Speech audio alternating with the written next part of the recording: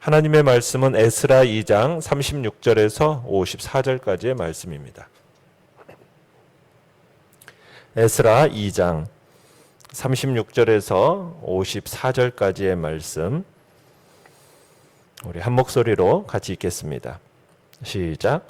제사장들은 예수아의 집 여다야 자손이 973명이요 임멜 자손이 1052명이요 바스훌 자손이 1247명이요 하림 자손이 1017명이었더라. 레위 사람은 호다위야 자손 곧 예수아와 간미엘 자손이 74명이요 노래하는 자들은 아삽 자손이 128명이요 문지기의 자손들은 살룸과 아델과 달문과 악굽과 하디다와 소베 자손이 모두 139명이었더라. 느디님 사람들은 시아 자손과 하수바 자손과 답바옷 자손과 게로스 자손과 시아하 자손과 바돈 자손과 르바나 자손과 하가바 자손과 악굽 자손과 하갑 자손과 사물레 자손과 하난 자손과 깃델 자손과 가할 자손과 르아야 자손과 르신 자손과 느고다 자손과 갓삼 자손과 우사 자손과 바세아 자손과 베세 자손과 아스나 자손과 무으님 자손과 느부심 자손과 박북 자손과 하그바 자손과 할훌 자손과 바슬룻 자손과 무히다 자손과 하르사 자손과 바르고스 자손과 시스라 자손과 데마 자손과 느시아 자손과 하디바 자손이었더라. 아멘. 오늘 말씀의 제목은 신앙의 정체성을 보존하라 라는 제목으로 말씀을 나눕니다. 2장 에스라 2장에서는 귀향한 사람들의 인명록이 나오고 있습니다. 먼저는 평신도 귀향민들을 계수하고 난 다음에 이제는 성전에서 주로 사역하게 될 제사장의 수가 제시되고 있습니다. 내용 관찰 문제 1번을 보시면 제사장들은 각기 누구의 자손들이며 몇 사람입니까?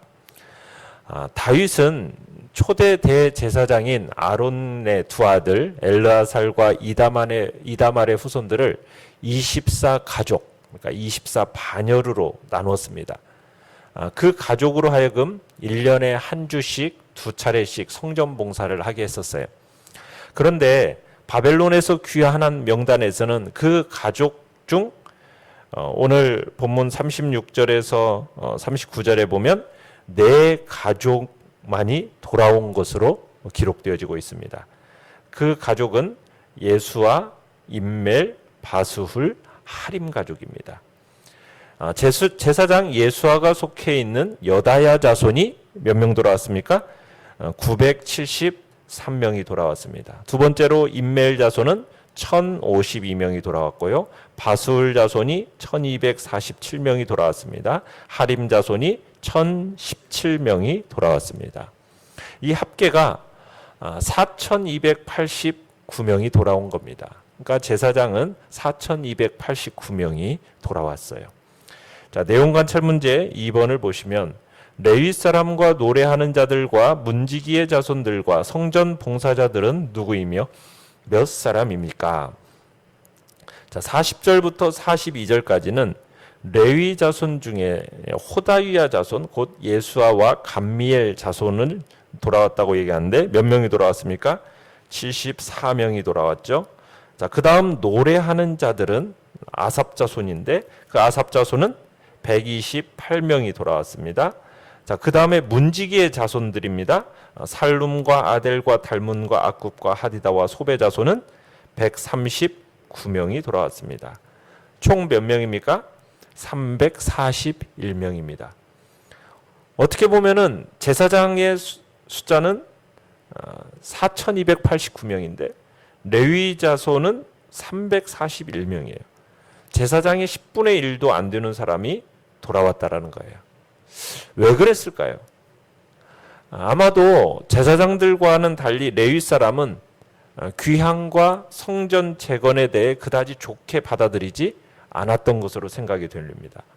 그러니까 예루살렘으로 돌아와 봤자 자신들이 차지할 그 유산이 없을 뿐만 아니라 제사장들에 비해서 레위 자손들은 자신의 입지, 이권이 열악했기 때문에 돌아오지 않았던 거예요.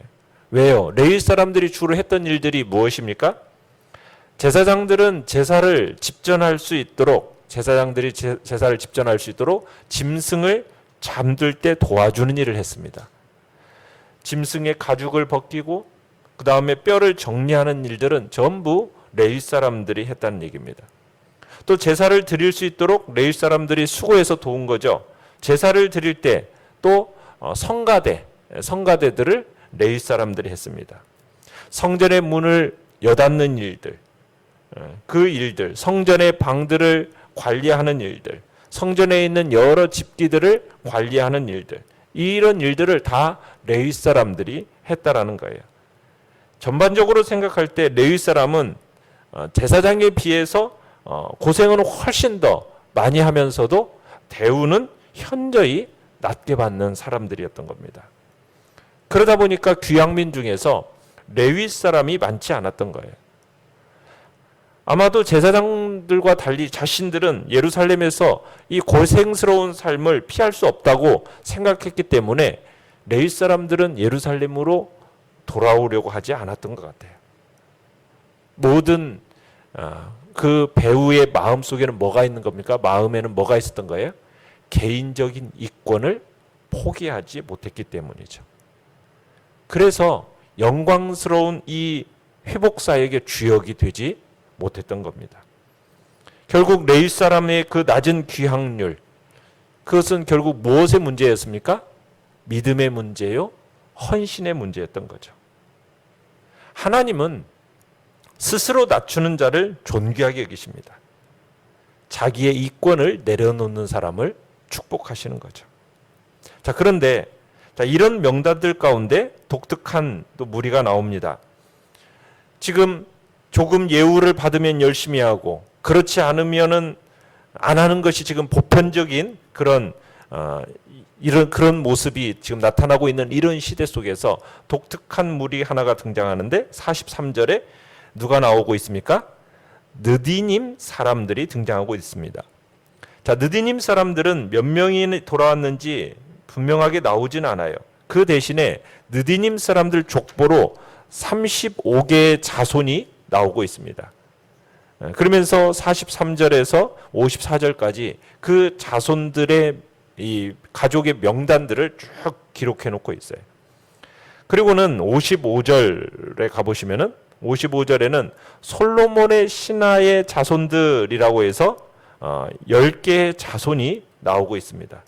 그리고 나서 58절에 보시면은 모든 느디님 사람과 솔로몬의 신하의 자손이 몇 명이었더라? 392명이었더라 하면서 두 그룹을 묶어서 지금 392명이라는 숫자를 지금 놓고 있습니다.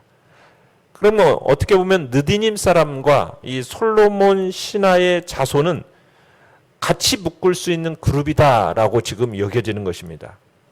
그러면 이 느디님 사람들과 이 솔로몬 신하의 자손들은 누구인가? 이들은 똑같이 성전에서 막리를 하는 종들이었습니다. 레위 사람들이 어떻게 보면 너무나 힘든 일들을 해야 하기 때문에 이 레위 사람들의 종으로서 이제 막리를 해야 하는 사람들이 바로 느디님 사람들이었던 거죠. 그러니까 전쟁에서 포로로 잡혀온 사람들, 또 가나안 정복을 하면서 가나안에 남아 있었던 가나안 사람들, 또 여호수아 시대 때 여호수아를 속여서 살아남았던 기브온 사람들, 이런 사람들이 레위 사람들의 종으로 주어졌던 겁니다.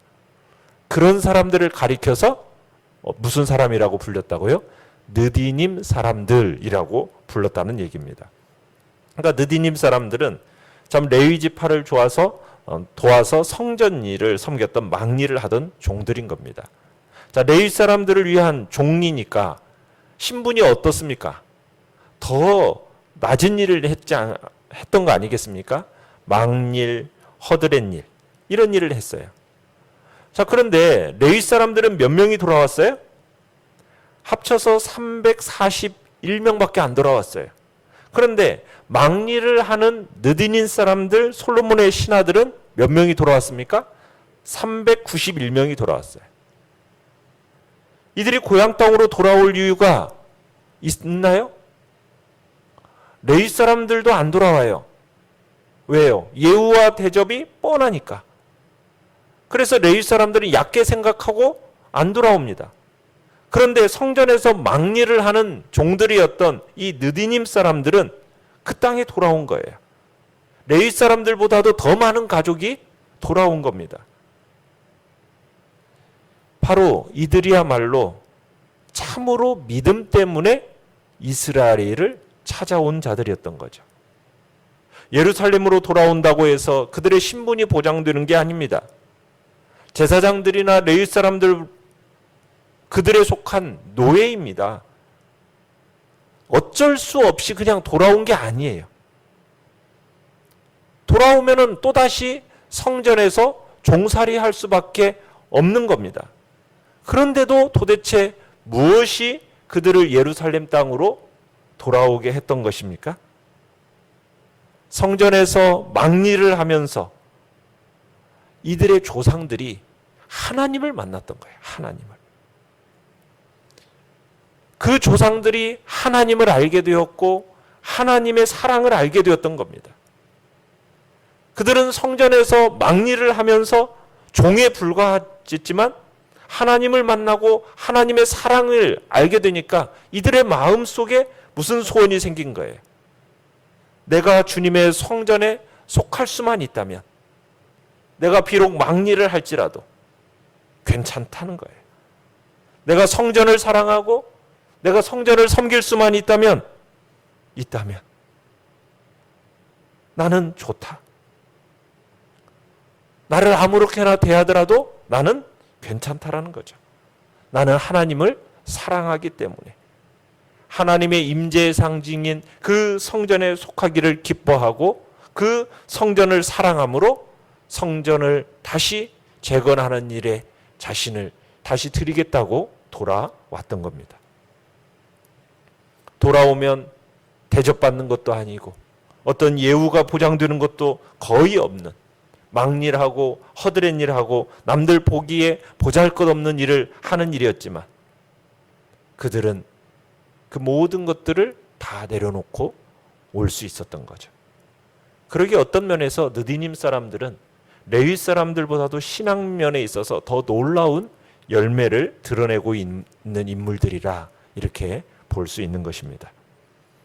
그들은 주님을 만나고 자신의 삶을 성전에 속한 자로 평생 보내기로 결심하고 돌아온 것입니다.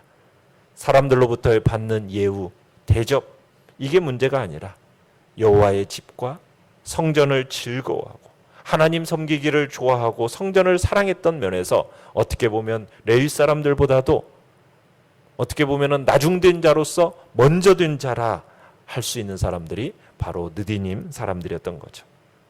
하나님의 나라는 바로 이와 같습니다. 신분과 관계없이 정말 하나님을 진실로 경외하는 사람들, 그런 사람들에 의해서 건설되고 성장하는 것이다. 주님은 우리에게 보여주고 계시는 것입니다. 자, 연구와 묵상 문제 3번입니다. 제사장과 온 회중의 숫자를 비교하면 각각 어느 정도의 비율입니까? 자, 이스라엘의 족보 안에 계산할 수 있는 총수는 종과 노래하는 가수들을 빼고 총 숫자가 42,360명입명 그 중에 지금 64절에 보시면 그렇게 되어 있어요. 온 회중의 합계가 42,360명이라고 지금 적혀 있어요. 그 중에 제사장이 몇 명이 돌아왔다고요? 4,289명이에요. 그러니까 무려 10분의 1이 넘는 숫자가 제사장인 겁니다. 그만큼 제사장들이 많이 돌아왔다는 얘기예요. 자, 느낀 점 4번을 보시면, 자, 제사장의 정체성을 잃어버리지 않는 사람들이 회중의 10분의 1을 넘었다는 사실에서 무엇을 느낍니까?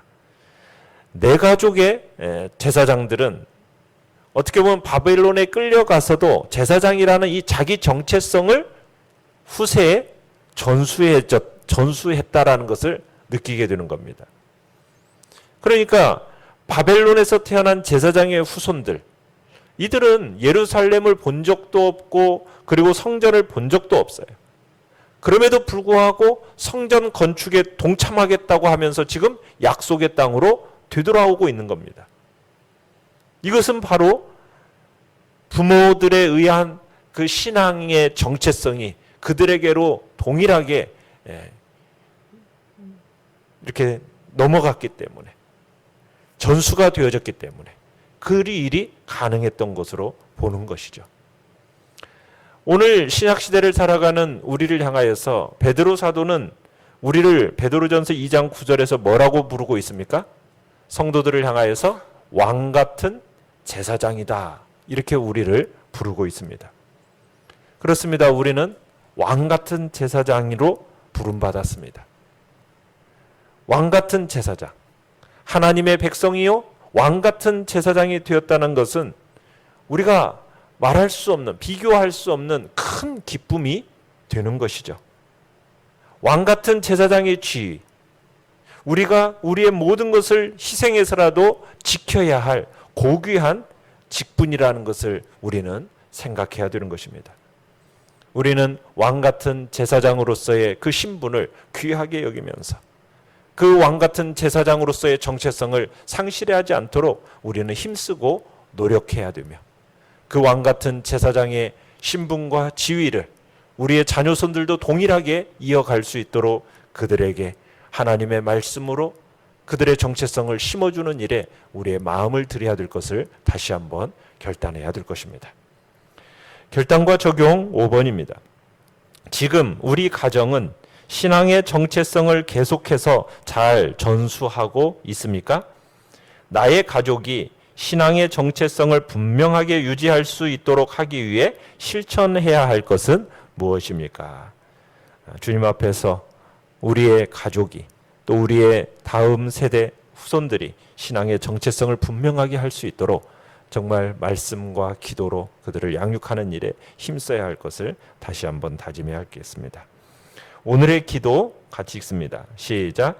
하나님 나라를 위해 헌신하여 동참하고 주께서 기념하는 가족과 자손이 되게 하소서. 아멘. 말씀을 생각하면서 기도하시고요. 연약한 우리의 지체들을 위해서 기도해 주시기 바랍니다.